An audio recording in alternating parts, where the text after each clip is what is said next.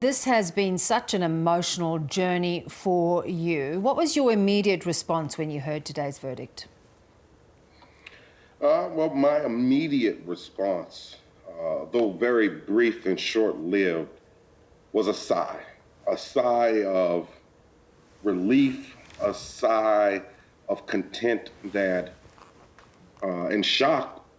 But I'm happy that George Floyd's family gets their justice. But of course, as you know, that was short-lived because no less than an hour later, police in Columbus, Ohio, killed a 16-year-old kid, little girl, which goes to show justice don't look like everybody like me yet in America. And to that point, we had that example, and just last week, Daunte Wright was killed again, shot by a police officer who said she'd mistaken her taser for her gun. This remains a very present and difficult issue. Why do some people see this as a turning point, this verdict today? Well, I believe if you see this as a turning point, then you believe in the hypocrisy of America. Let's make no mistake about this. The actions of police in Minneapolis, whereas it relates to Daunte Wright during the trial of Derek Chauvin, goes to show that you cannot reform policing in America because it's not broken. It was set up and established to kill Black people. What we have to do is build new institutions of public safety geared towards cultivating and preserving the life of Black people here in America.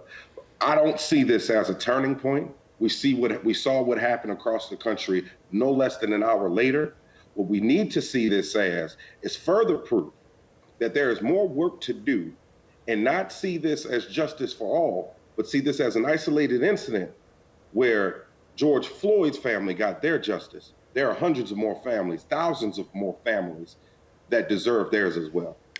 President Joe Biden talked about the need for policing reform, and that was such a critical component to really turning around justice for Black people in America. How confident are you that he is serious, and how capable is he of flowing that through down to the states? I'm 0% confident that Joe Biden can accomplish police reform. Like I said, you cannot fix anything that's not broken. We saw when Nancy Pelosi, the Democratic leader for the House, stood on the Capitol yesterday and said, "Thank you, George Floyd, for sacrificing your life for civil rights." George Floyd did not sacrifice his life. George Floyd was murdered. I do not have faith in the Democratic Party to reform anything that's not broken. I believe the Democratic Party is a part of the problem, and I believe that this is a deep-rooted issue. It's not a blue issue. It's not a red issue. This is an issue that we all need to solve for Black people. So where and how can the solution be found, Kwame? I think the solution is found in communities, right? We've poured hundreds of millions of dollars, billions of dollars into inner cities. But what we've never done is pour money into the needs of the people in those communities. I believe when you build from the ground up instead of the top bottom in these communities, then you solve these type of issues. If we remove police, but this doesn't happen in suburbia America. We never hear stories about white kids. In fact, you can be a white teenager, a white young male, in committing mass shooting in America, and you have a better chance of making it home to your family than you do being a 20-year-old kid scared because of a traffic violation. We need to completely destroy and abolish the institution of policing because it is not something that can be fixed. However, rather, if we create institutions of public safety in Black communities where there's mental health professionals, where there's trained experts, where folks are doing the necessary work on an everyday basis, I believe then the issue of Black people dying by state violence will be minimized. But I don't think that's the full answer. Were you not encouraged when during the trial several police officers, in fact the chief of police, gave evidence against Chauvin and was so appalled by what he had witnessed? No. I mean, you can't find any decent human being that could watch that full, what we thought was 8 minutes and 46 seconds, but what turned out to be over 9 minutes, where this man sat and put his body weight in and suffocated George Floyd You can't find a decent human being who would look at that video and justify those actions. As I said, this is an isolated incident. So the police chief had no choice. His fellow officers had no choice.